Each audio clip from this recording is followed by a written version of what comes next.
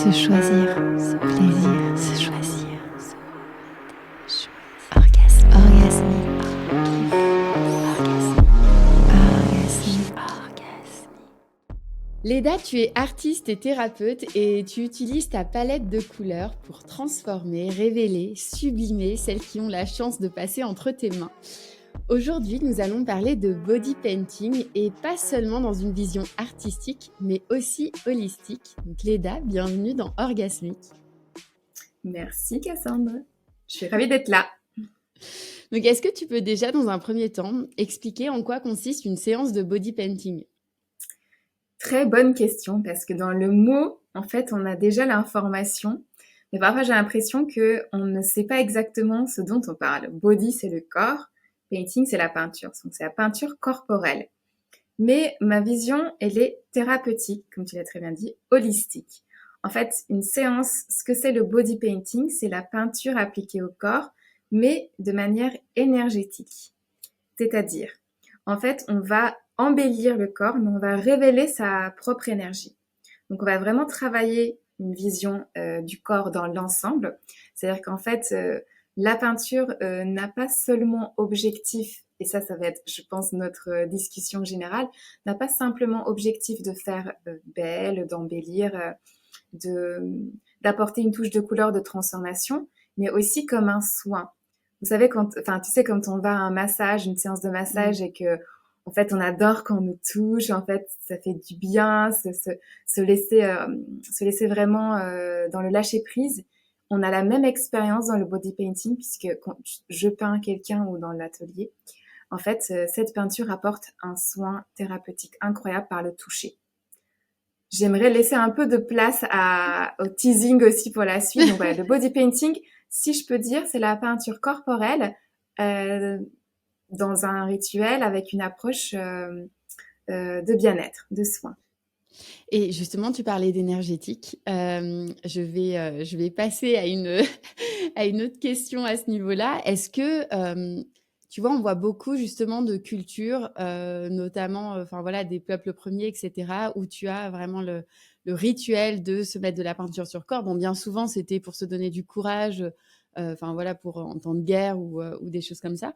Mais est-ce que ce dont tu parlais au niveau de l'énergétique est aussi lié à ça ? Est-ce qu'il y avait déjà cet enseignement en fait autour de la peinture au niveau de ces traditions ? Absolument. Alors, il faut savoir qu'en fait, je n'ai rien inventé. Le body painting existe depuis très très longtemps, peut-être pas dans ces mots-là parce qu'on a utilisé ce côté anglophone, anglicisme, mais on a depuis beaucoup de cultures, même berbères, et moi je suis turque, donc c'est vrai que je suis aussi rattachée un peu à cette culture où en fait le tatouage et la peinture sur corps avaient une symbolique de rattachement à déjà notre tribu, en fait, notre famille. Il y avait des sigles, des choses qui apparaissaient sur le corps et transmis de famille en famille.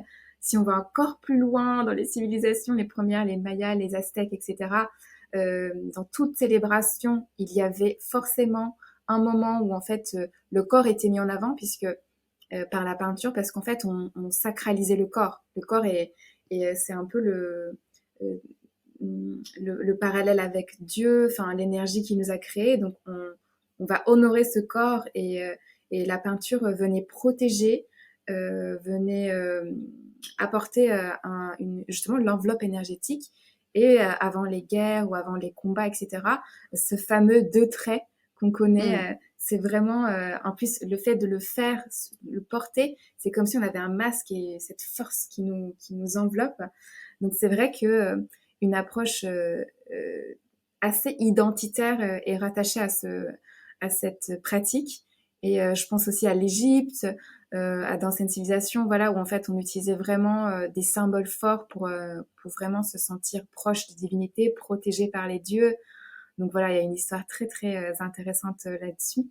Et aujourd'hui d'ailleurs, dans certaines activités, enfin dans certains cas, j'utilise ces symboles, j'explique ces symboles qui nous apportent justement une force. Alors c'est comme des tatouages éphémères puisque ce qu'on met sur le corps s'en va. Mais dans l'histoire, on apprend, on découvre et ça donne aussi le rapport à son corps dont j'ai pas parlé tout à l'heure, mais on a une approche différente de son corps quand on commence à le colorier. Parce qu'il y a une prise de conscience. Et j'imagine du coup qu'il y a aussi une symbolique aux couleurs. Est-ce que tu peux m'en donner quelques-unes Oui. qui représentent certaines choses? Bon, même si on a une idée, le rouge c'est souvent associé à la guerre. Enfin voilà, il y a des couleurs qui sont quand même présentes. Mais j'imagine qu'il y a aussi justement une énergie à travers la couleur et ce que ça va venir réveiller chez Absolument. nous. Alors, je vais parler du doré parce que c'est vraiment la couleur. Quand je mets la palette sur la table, tout le monde se jette sur le doré.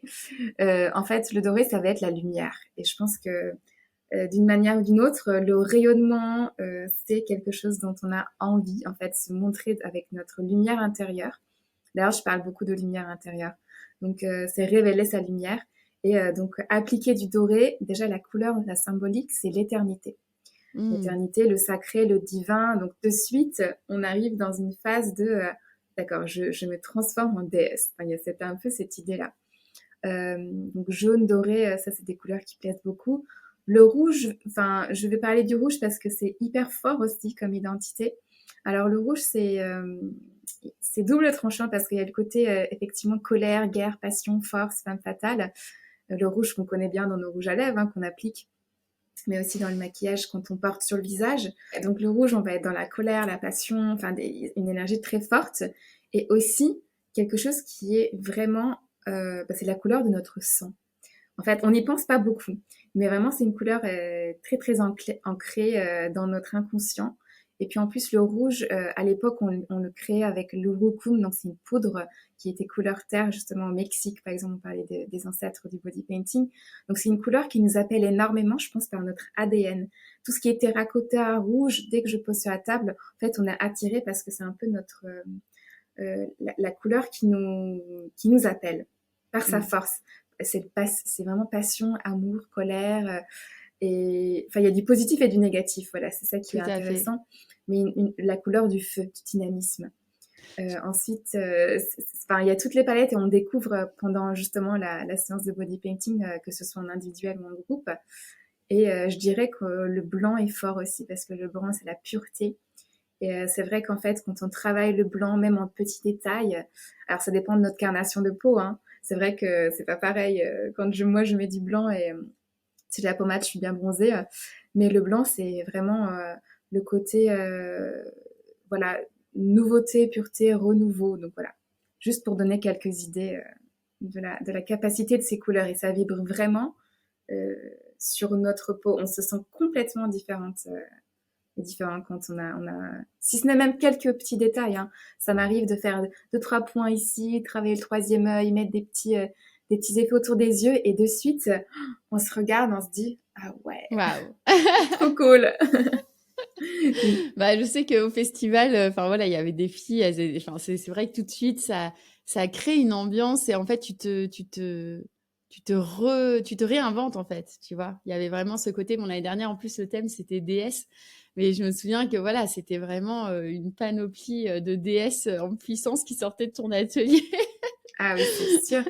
Et surtout, elle ne voulait plus l'enlever et en fait, ça part à l'eau. Donc, c'est des peintures vraiment véganes, non toxiques, hypoallergéniques. Bon, je dis pas que gardez-le toute votre vie, mais du moment où on ne frotte pas avec l'eau, ça reste. Donc, je voyais le lendemain même des filles qui disaient, tu vois les je continue, etc. Donc, c'est vrai qu'on n'a plus du tout envie de l'enlever. Ça nous fait tellement de bien.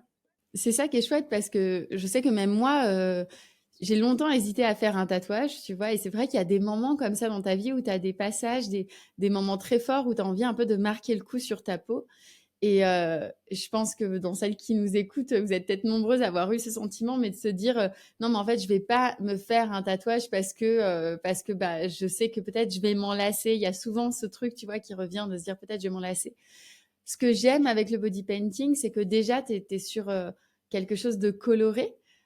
Et comme tu disais, il y a aussi tout cet aspect thérapeutique au moment où tu le fais. Tu vois, c'est un moment doux. Il y a aussi, tu vois, cette sensation du pinceau sur ta peau. Enfin, c'est très agréable à faire ou à se faire faire aussi. C'est une vraie expérience. Et en même temps, bah, ça reste quelque chose qui change en fait. Et du coup, qui change avec ton mood du moment. Et je sais que comme je dis tout le temps, surtout nous en tant que femmes, en fait, on est tellement cyclique, on est tellement tout le temps dans le mouvement. Il y a des moments où on va être voilà, vraiment dans une... Enfin, dans justement un côté très séductrice, tu vois, vraiment un besoin de s'affirmer, justement dans des couleurs peut-être rouges, etc. Ce qui sont d'ailleurs les couleurs des joues cibres en soi. Oui, on est d'accord. Il y a des moments où on peut être dans un côté très pur, tu vois, d'avoir besoin vraiment de cette pureté et tout. Et c'est ça que je trouve intéressant. C'est vraiment le fait de... Ouais, on est déçu que ça parte, mais en même temps, ça permet de se réinventer à chaque fois. Et ça, c'est cool. Et j'aimerais même rajouter qu'en fait, donc je fais des ateliers sur Paris. Des fois, je me déplace. Et en fait, j'ai des personnes qui reviennent régulièrement à des ateliers. Et en fait, elles ne vont jamais déjà se maquiller de la même manière, travailler la peinture de la même manière. Et en plus, comme tu disais, ça dépend du mood. En fait, on peut être super cocooning, utiliser des couleurs pastel, revenir à son enfance, connecter à la petite fille à l'intérieur. Et puis une autre fois, se dire, on met une magnifique robe. On se dit là, c'est bon, je me vois telle déesse et j'ai envie de travailler cette énergie. Donc, c'est vrai que c'est un peu comme des jeux de rôle, je dirais, en fait, dans l'espace de l'atelier ou de la séance. En fait, on n'a pas de limite. Quelque part, c'est comme si on avait dit à notre enfant intérieur, mais éclate-toi, tu as le droit de tout faire. Et là, je pense que ça connecte avec les souvenirs d'enfance. Et j'ai eu plusieurs fois le retour de personnes qui me disent, mais je pensais pas être aussi créative. Je me suis laissée vraiment tenter. Alors, autant pour maquiller que être maquillée.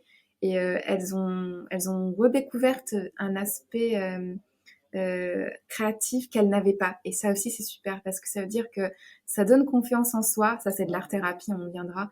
Mais le fait de dire waouh, j'ai fait quelque chose de super, j'ai offert un soin à la personne, elle a apprécié, ça crée un lien très fort et en fait, ça nous donne confiance en nous. Et ça, j'ai des témoignages incroyables. Donc, je sais qu'en l'espace de 2 heures, on peut vraiment reprogrammer son cerveau et c'est incroyable de voir le résultat.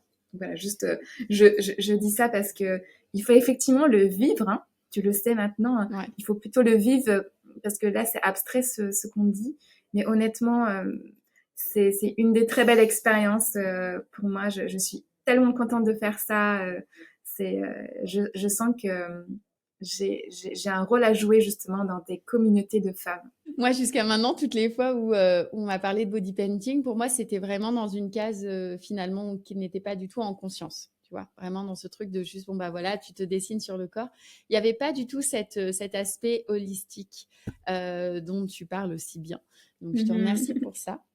Et donc, justement, je vais passer à ma prochaine question. À quel moment tu as fait le pont, toi, entre l'art et la thérapie? Et avant que tu nous répondes, toi qui es derrière ton écran et qui nous regarde, si tu aimes cet épisode, n'hésite surtout pas à t'abonner à la chaîne et pourquoi pas à nous laisser un commentaire, ça fait toujours plaisir à lire. Alors l'art, c'est mon parcours d'école, d'études. Alors j'ai eu une longue période, pendant 6 ans, j'ai fait de la direction artistique. Je continue encore à en faire, donc faire des identités visuelles. Ça, c'est très ordinateur, tablette graphique, voilà, et ce côté vraiment graphisme qui était très présent. Et puis j'ai fait une formation de yoga. Ça, c'était en 2018. Et là, les choses ont commencé à changer. J'avais un rapport à mon corps différent. Je continue l'art toujours hein, de mon côté. Puis j'ai toujours dessiné, moi, depuis toute petite, j'ai une mère artiste. Donc voilà, il y avait aussi cette identité qui venait de l'enfance. Et puis après la formation de yoga, plus une initiation au Reiki, plus un stage sur le subconscient, donc travailler les images qui se créent dans notre tête, je me suis dit, c'est incroyable. En fait, je ne peux pas dissocier l'art et le corps. Je suis en train de faire... Et mes premiers pas, c'était que je donnais 1 heure... Enfin, donc j'ai une formation de yoga de 200 heures en Vinyasa. Je donnais des cours de yoga. Ça, c'était vers 2020, bah, juste avant que Covid arrive. 1 heure de yoga et 1 heure de dessin derrière. J'avais déjà mêlé de cette manière-là, en fait, parce que je voulais que le yoga nous mette dans une situation où, en fait, on est dans le lâcher-prise, on se sent bien dans son corps, on enlève les barrières qui nous empêchent de créer, de je peux pas, je sais pas si je suis capable, etc. Et derrière, on faisait des mandalas. On dessinait des mandalas pendant 1 heure et j'avais trouvé des galeries avec qui travailler. C'était incroyable parce que voilà, je voyais la manière dont j'avais vraiment allié l'esprit, le corps et l'art. Ensuite, juste à la même période, j'ai découvert le kintsugi. En fait, le kintsugi, c'est l'art japonais qui consiste à honorer le vécu et le passé et les expériences. Et on recolle, et ça c'est l'empereur qui... l'histoire c'est qu'en fait on avait cassé un très bel objet, et il y avait toute une frustration, mais qu'est-ce qu'il faut faire? Et en fait, il y a une personne sage, artiste, qui est venue recoller les morceaux en utilisant l'or pour que ce soit déjà solide, encore plus beau. Encore Et plus là, on beau. voyait vraiment toutes les traces, les cicatrices. Et ça, en fait, pour moi, c'était, et ben en fait, on va travailler le principe de colorier les cicatrices du corps, mais les cicatrices émotionnelles aussi, voilà. Donc, et ensuite, j'ai vu sur Instagram une artiste. Alors là, c'était vraiment le summum. Euh, alors, c'était peindre les cicatrices, parce que moi, j'en ai aussi, hein, en tant que femme. J'ai sur les côtés, sur les hanches, j'ai la peau craquelée en blanc. En fait, les vergetures. Les Je sais pas vergetures. qu'il y a un nom, je crois, pour ça. Quand la peau est pas assez élastique. En fait, donc moi, j'ai des traces. Et j'ai toujours eu un peu de mal l'été en me disant, bah, ok, je suis toute fine, mais j'ai quand même ces traces. Et en fait, elle peignait le corps, mais justement, tous ces défauts des femmes en or. Et là, je fais, Ah, ok, là, magnifique. je fais le lien. C'est bon, j'ai tout maintenant. L'art de réparer le corps, de transformer le corps, de mettre en avant ton vécu. Et en fait, à partir de là, j'ai commencé à me dire, ok, je veux travailler avec le corps, je veux travailler avec l'énergétique, prendre soin, et jusqu'à aller avec une association avec qui je suis en lien, et on fait régulièrement des ateliers, qui s'appelle Happy Réseau. R Happy comme Happy Réseau, R-E-S-O, qui, en fait, on organise des ateliers pour les femmes qui ont des problèmes de peau et qui ont du mal à accepter leur corps, leur féminité, parce qu'elles ont des traces. Ça peut être différents types de maladies de peau, mais qui sont visibles. Et même jusqu'à des femmes qui perdent des cheveux. En fait, j'ai maquillé ces femmes-là, j'ai transformé ces femmes-là. Et pendant une Oh séance, là là. entre les pleurs, les rires, voilà, c'était très fort. Et je me suis dit, ok, j'arrive à aller vers cette direction de totalement présence pour les femmes. Et d'ailleurs, j'avais pas en fait au début cette idée de travailler qu'avec les femmes. Mais après, je pense que voilà, le projet s'est dirigé, et c'est juste tellement beau de les voir, en fait. Et après, on a fait une séance photo. Elles ont posé devant une photographe. Elles qui n'osaient même pas se montrer. Et on a certaines qui disent, je me regarde pas dans la glace. L'été, je porte pas de maillot de bain. Je peux pas montrer mon corps. Et là, en fait, elles étaient en train de dire, ah là, tu peux me peindre le dos, tu peux me peindre le bras. Et j'ai aussi travaillé avec des femmes qui ont eu la peau brûlée, qui avaient justement le même rapport. Cette idée, j'aime pas mon corps, je peux pas. Et pareil, tout le bras comme ça brûlé, j'ai maquillé. Ah, c'était sublime. Enfin, franchement, voir le visage des gens, échanger de regards, et c'était très puissant. Donc, même si on n'a pas de traces physiques sur la peau, je pense qu'on a quand même on a quelque chose qu'on a dans notre rapport à notre corps qui est transformé d'une telle manière. Mais aujourd'hui, travailler vraiment dans l'art thérapeutique, dans le soin avec des médecins, avec des dermatos, là, c'était vraiment la totale. Et j'espère que ça va continuer. C'est magnifique. Merci. Elle est top, cette association. J'en avais jamais entendu parler. Ça a l'air Ah ouais, incroyable. on a commencé, ça fait un an, on a fait 4-5 ateliers, on a fait notre shooting en décembre, et on a d'autres séances de prévues. Je parlerai sur les réseaux de toute façon, sur mon Instagram, mais c'est une expérience. Moi, ça m'arrive de pleurer, franchement, je suis juste tellement émue de voir ce qui se Tu passe. m'étonnes. Et j'espère aussi dans le futur travailler avec les associations pour le cancer du sein, maquiller les seins, tu sais, enfin bref, toutes ces femmes qui ont eu leur corps transformé, de réconcilier. Donc j'ai plein de projets du côté bénévolat et du côté associatif. Donc on croise Trop les bien. doigts, ça va vraiment grandir, je pense. Bravo, merci Léda pour ce que tu fais, parce que c'est sublime. J'imagine que ça doit apporter beaucoup aux femmes qui ont la chance de passer sous ton pinceau à ce moment-là, quoi. On parlait du corps, on voit de plus en plus des femmes enceintes qui se font, tu sais, justement des mandalas ou voilà, des peintures sur le ventre. Est-ce que, au-delà du côté esthétique, il y a une importance dans ce rituel qu'on fait de plus en plus en Blessing Way? Alors le ventre, c'est totalement autre chose. Euh, En fait, peindre le ventre, en fait, c'est d'une manière, c'est un rite de passage. Donc, on marque un moment de sa vie avec une peinture et en le partageant. Donc moi, quand c'est en atelier, je propose en fait à toutes les femmes qui sont présentes de peindre avec moi. Donc on crée une œuvre éphémère sur le ventre de la femme enceinte. Et ça permet, je pense aussi, de vivre un moment inoubliable. De toute façon, la grossesse, je pense que moi, j'ai pas encore d'enfant, mais j'ai du coup côtoyé pas mal de femmes enceintes du coup à travers cette pratique et dans mon entourage amical. Euh, En effet, c'est une période où on est très émotive, hein, on vit beaucoup de choses. Et en fait, parfois, en fait, on se dit, mais ce ventre va me manquer, en fait. Enfin, je porte la vie, c'est là, et puis j'ai pas envie que ça change. Et en fait, c'est une manière de voilà vraiment ancrer. Je dis ancrer avec la peinture et ancrer dans le moment. Donc célébrer le corps. C'est, je pense, célébrer la transformation, célébrer la grossesse. Ça, c'est et comme ça, on travaille. Ça le rend encore plus visible, quoi. Voilà, et ça m'est arrivé aussi de trouver une manière aussi de réconcilier avec son corps qui se transforme. Alors, je le fais au moment où effectivement le ventre est vraiment bien arrondi, mais aussi j'ai mis en place maintenant un programme pour accompagner les personnes, les femmes qui sont en parcours PMA. En fait, toujours de côté thérapeutique, tu vois, je reviens. En fait, pour donner confiance à son corps, la capacité de procréer.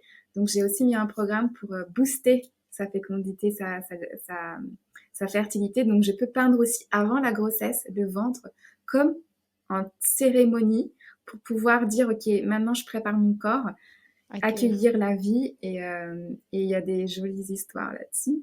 Donc, c'est un soin, c'est un soin énergétique qu'on fait par le biais de la peinture et donc je propose à partir du moment où en fait on décide qu'on veut un enfant, c'est-à-dire qu'en fait on ne prive pas quelque part une personne qui n'a pas eu de grossesse, tu vois, de vivre aussi cette expérience de je peins mon ventre et quelle que soit la situation. Alors c'est vrai que quand c'est bien arrondi, eh bien la création est très différente, puis il y a la vie à l'intérieur, donc en fait on sent que le bébé communique. Enfin, vraiment, quand on passe le pinceau, il y a des petits mouvements de petits coups de pied, etc. On sent que c'est partagé d'une telle manière.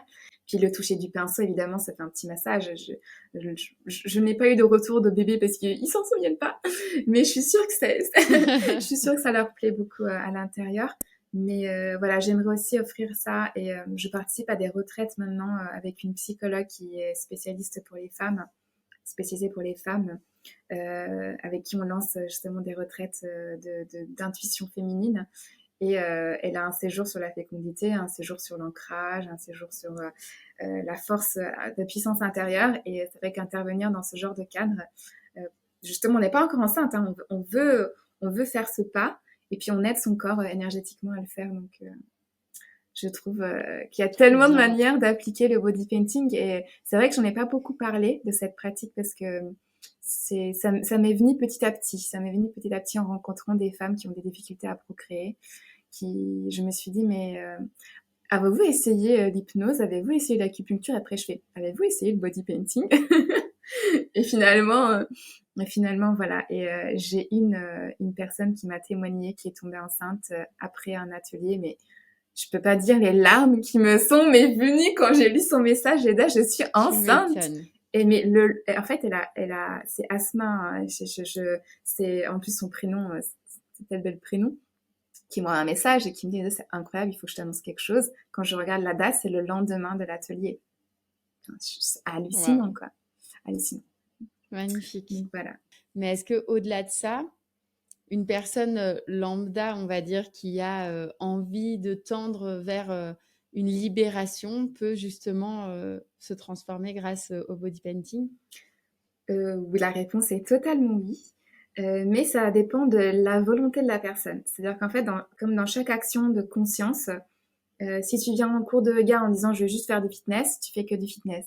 Si tu viens au yoga en disant là je prends soin de mon esprit, je connecte à mon corps, à mon souffle, là c'est autre chose. Et je pense la transformation elle passe d'abord dans le cœur et après à l'extérieur. Donc rien que le pas pour moi de prendre rendez-vous avec moi pour une séance individuelle ou pour un atelier en groupe, c'est déjà le premier pas pour la transformation. C'est se dire je veux vivre quelque chose, je veux offrir à mon corps une nouvelle vision, je veux avoir une nouvelle approche de moi-même.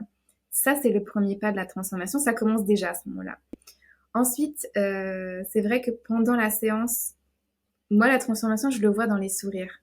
Et il faudrait presque que je fasse une photo avant et après les ateliers, les séances, parce que je vois une forme de douceur qui s'installe, de vraiment le sourire, c'est la chose la plus visible pour moi. Puis la beauté, en fait, vraiment, je vois les yeux briller. Enfin, il y a quelque chose qu'on découvre et c'est pour ça que je le rapproche à l'enfant intérieur, la petite fille qui, quand on avait nos petites robes de princesse et qu'on était super. L'émerveillement. Absolument. Et ouais, je trouve qu'il y a quelque chose dans ce sens-là. La transformation, elle est d'abord psychique, vraiment. Rien qu'avec 3 points, hein, je disais. En plus, il faut dire que l'ambiance, voilà, le fait d'utiliser la sauge, d'embellir l'espace, il y a des fleurs, on arrive, c'est hyper coloré. Alors moi, je donne des couronnes de fleurs. Il y a vraiment cette idée aussi on arrive dans un espace. Alors, encore une fois, c'est très féminin, hein, Onirique un peu. onirique, et je l'assume totalement, que ce soit hyper girly. Mais voilà, on a vraiment cette idée de, de divinité déesse. Et puis, il y a toute une cérémonie de mantras. On chante des mantras avant de vraiment rentrer dans la séance de peinture. Donc, je peux dire que là, tu sens ton corps déjà vibrer autrement. Et la transformation visible, je dirais que c'est à la fin de la séance, puisqu'on est peint. Mais tout au long, en fait, on sent déjà qu'il y a quelque chose qui se passe à l'intérieur de nous, dans l'invisible. Et quelle a été la plus grande transformation à laquelle tu as pu assister? Alors là, c'était... il y en a plusieurs, mais je dirais celle qui m'a beaucoup touchée. Vanessa, qui est très fort, qui est une rencontre justement avec cette association qui pour moi est une survivor, quoi. C'est une guerrière. Elle était venue à la séance avec un cathéter, je crois que ça s'appelle. En fait, elle avait besoin d'avoir et d'être branchée avec un câble et le sang qui traversait autour. Elle a dit, je voulais quand même être là à l'atelier Leda, je suis là, et parmi d'autres personnes. J'ai dit, ok, on va faire un maquillage et on va dissimuler ce qu'il y a là. Et j'ai fait plein de rouge et orange, comme des rubans autour de son bras, qui partaient de vraiment paume de main jusqu'au bras. J'ai peint le patch, en fait, qui était comme un sparadrap, en fait, un petit... donc c'était du tissu. Et en fait, quand on regardait son bras, on n'arrivait même plus à voir où était, au point en fait où était branché le cathéter. C'est-à-dire qu'en fait, elle-même, elle le voyait, enfin limite plus, elle le sentait bien entendu, mais quand on a demandé aux autres, venez, on va faire un shooting, parce qu'on était, je crois, une dizaine de femmes, chacune avec des problématiques différentes. Et j'étais là, mais waouh, t'es une magicienne! Je disais, mais tu l'as caché, quoi.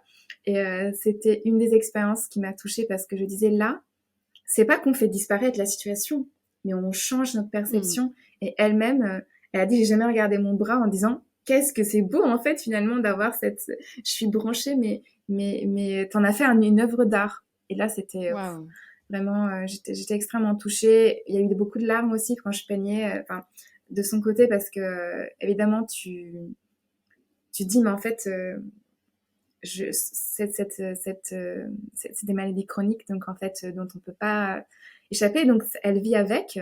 Et puis là, ce jour-là, c'était un peu plus difficile pour elle. Et elle m'a dit, en fait, maintenant, le souvenir est transformé. C'est que la difficulté à venir à l'atelier, de se dire, oh là là, il faut que j'ai tout ça avec moi, tout c'était le poids médical. Et finalement, elle est repartie en disant, mais heureusement que j'ai été là, en fait. Finalement, voilà, c'était déjà le shift dans la tête de se dire, en fait, finalement, on peut en faire une œuvre d'art. Et ça rejoint, je trouve, mon leitmotiv de dire, en fait, je veux faire quelque chose de thérapeutique. J'adore aller dans les festivals et en fait, d'embellir les personnes. Et je suis appelée sur des réveillons, en fait, des événements, des mariages. J'ai toujours cette touche thérapeutique, mais vraiment là, je trouve que j'ai tout mon sens d'être dans une pratique. Et même quand je dis que je suis dans les festivals comme les Jouissives, on a toujours cet aspect thérapeutique. Ça ne me quitte... Mais oui, ça ne me quittera pas. Et de toute façon, j'ai déjà refusé des demandes où en fait, c'est-à-dire que j'envoie à d'autres collègues, mais en fait, je veux pas être simplement celle qui maquille les yeux et poser des Ouais. paillettes. Je veux vraiment, il faut que j'ai le temps. Et là, le 12 mars, je vais être dans un très bel événement Ecstatic Dance et je vais pouvoir maquiller les personnes et je crois qu'il va y avoir une centaine de personnes. Et j'ai dit, attendez, il me faut au moins 10 minutes par personne parce que là, moi... Et en fait, ils ont programmé l'événement pour que je puisse faire mon rituel avant. C'est incroyable. Génial. J'ai dit, voilà, moi, je veux vraiment que les gens arrivent dans l'espace et qu'ils aient le temps de respirer, de poser leur intention, de me parler de comment ils se sentent. Je trouve la bonne couleur, je fais leurs petits soins et après, c'est passé. Et je me suis dit, bah, c'est génial parce que finalement, petit à petit, le body painting thérapeutique eh bien, prend sa place. Et que maintenant, je sais que si on m'appelle, ça va être vraiment dans ce cadre-là. J'ai envie de te dire que tu lui fais prendre une place aussi, c'est ça? Enfin, en fait, c'est que c'est à nous et enfin là, je pense à un message pour chacune d'entre nous, mais je pense qu'à un moment donné, c'est à nous de créer notre case en fait, tu vois, parce que parfois il y a aucune case en fait qui nous convient et je trouve que c'est là où c'est beau, c'est quand tu commences à vraiment t'affirmer dans qui tu es, dans ce que tu veux proposer au monde et que les gens te finissent par te reconnaître pour ça, tu vois. Donc Et c'est absolument ça. En fait, il y a 2 ans, il y a 3 ans, le mot body painting, on se disait, mais bon, c'est quoi ce truc? Et puis maintenant, on le voit de plus en plus passer dans les événements. Donc effectivement, tu as raison. Et puis j'ai eu la chance de former des personnes qui ont voulu se former avec moi pour pouvoir le reproduire. Et là, j'ai une dizaine d'élèves déjà qui sont un peu partout dans la France. Et c'est merveilleux parce que voilà, on fait vraiment vivre ce rituel dans différents cas, dans différentes villes. Et ça n'existait pas avant. Donc vraiment, je suis ravie pour ça. C'est un super, super début. Et l'ère du féminin, l'ère où les femmes prennent leur place, et ben là, on est 100% dedans, en fait. Et Léda, tu seras au Juicy Fest cette année, encore pour permettre aux participantes cet espace créatif et intuitif. Si tu avais un mot pour celles qui nous écoutent et qui seront là cette année, si tu veux lancer un appel pour celles qui veulent te rejoindre à ton atelier, ce serait quoi? Alors, ça serait... voilà. Comment synthétiser ça en une phrase? Pas un mot, Pas un un mot. mot, Voilà, ça va. Une phrase. Alors, ça serait aimez-vous. C'est vraiment aimez-vous avec toutes vos facettes parce qu'en fait, on a une beauté intérieure qui est tellement, tellement là, présente, qui n'attend seulement qu'on révèle cette capacité à rayonner. Donc, je dis aimez-vous et venez à l'atelier pour justement profiter de ce cocon d'amour parce que c'est vrai que c'est un cocon. Après, une fois qu'on se retrouve entre femmes, c'est comme un cercle. Voilà. Venez vous lever, venez jouir de votre énergie féminine, de votre créativité. C'est les mots d'ordre, je pense vraiment, les mots clés. Et puis c'était une telle expérience l'année dernière que on en parle encore 1 an après, tu vois, 6 mois après, on se dit mais qu'est-ce que c'était bien. On revoit les photos, on se dit qu'est-ce que c'était dingue. Donc voilà, rien que pour vivre l'expérience, venez parce que voilà, vous allez être transformés de l'intérieur et de l'extérieur. Venez créer la magie avec nous. Totalement. Et merci à toi d'avoir créé cet espace. Hein. On l'a pas dit assez, mais c'était formidable et c'est encore formidable Merci, puisque tu continues à œuvrer dans plein de choses et les kiff et toutes ces choses que tu as mis en place. Vraiment, c'est une vraie communauté que tu as créée. Vraiment, bravo. Puis nous, on est resté en contact avec les personnes qu'on a rencontrées dans le festival. C'était des vraies rencontres.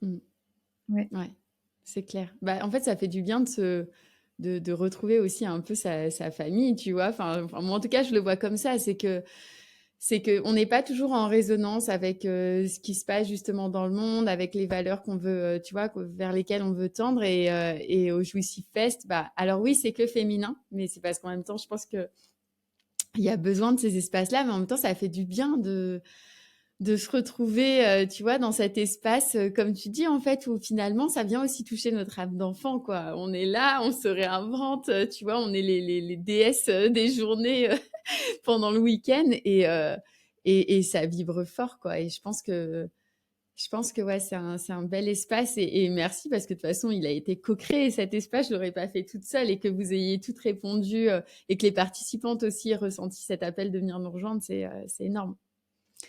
Donc Léda, comment est-ce qu'on fait pour te retrouver? Alors, sur Instagram, c'est Essentia. Alors, c'est le nom d'artiste que je m'étais choisi, donc Essence. Je vais dire juste un petit mot là-dessus parce que c'est l'essence de la création. Donc, l'essence, c'est vraiment votre nature, votre vérité. Donc, Essentia-Leda. Ensuite, sur mon site ledamakoro.com. Et ensuite, voilà, je pense le plus facile, c'est de se dire, on se retrouve dans les réseaux sociaux, donc Instagram, LinkedIn, c'est Leda Machoro. Alors, mon nom de famille, comme ça vient de la Turquie, c'est avec un petit CCD, donc MACCDORO sur LinkedIn. Et voilà, je pense que je vous donne les infos. Surtout Instagram, je pense qu'on est toutes les deux très actives dessus et qu'on peut éventuellement... voilà, si vous avez des questions, voilà, et puis sur mon site ledamakoro.com, Makoro avec un C du coup, puisque le CCD n'existe pas sur... J'ai un nom de famille qui n'est pas pratique, ledamakoro.com. C'est bien, tu es binaire. Ouais, voilà, c'est ça. J'ai une page agenda et sur cette page agenda, en fait, je mets tous mes événements, que ce soit sur Paris ou ailleurs, les retraites, etc. Donc, c'est vrai que pour me rejoindre aussi sur des événements hors Paris, voilà, je mets tout dessus. Donc, il n'y a plus qu'à cliquer et voir. Et puis, j'ai une formation aussi, j'en profite peut-être pour le dire, le 16-17 mars à Paris, une formation de body painting. Si voilà, cet art vous appelle. Je sais que au Juicy, on a eu plusieurs coups de cœur, des personnes qui sont déjà dans l'énergétique, dans la thérapie, qui se sont dit ça serait intéressant de coupler ma pratique avec cette facette en plus. Donc le 16-17 mars à Paris, j'ai une formation de 2 jours accélérée.